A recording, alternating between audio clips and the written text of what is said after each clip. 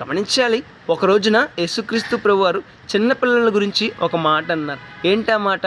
చిన్న పిల్లల వంటి వారిదే పరలోక రాజ్యం. అవునండి, చిన్నపిల్లల వంటి వారిదే పరలోక రాజ్యం అండి. ఇంతకీ చిన్నపిల్లలు ఏ విధంగా జీవిస్తారు, వారి ప్రత్యేకత ఏంటి అని మనం గమనించినట్లయితే 3 విషయాలు ఉన్నాయండి. 1 విశ్వాసం, 2 పరిశుద్ధత, 3 భక్తి. అవును, చిన్నపిల్లలో విశ్వాసము బలంగా ఉంటుందండి. నాన్నగారు ఏదైనా వస్తువు తీసుకొస్తానంటే ఆ నాన్నగారు తెచ్చే వరకు ఆ బిడ్డ విశ్వాసంతో ఉంటాడు కదా, తప్పక మా నాన్న తీసుకొస్తాడు అన్న విశ్వాసం ఉంటుంది. రెండవది పరిశుద్ధత. చిన్నపిల్లల మనసు పరిశుద్ధంగా ఉంటుందండి. వారికి ఏ పాపము తెలియదు, పరిశుద్ధంగా జీవిస్తారు. మూడవది భక్తి. చిన్నపిల్లలు దేవుని భక్తిలో ఉంటారు కదా, దేవుని భయంలో ఉంటారు కదా.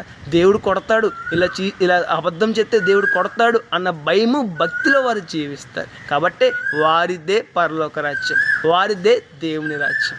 ఇంతకీ మనలో ఎంతమంది చిన్నపిల్లల వలె జీవిస్తున్నాం?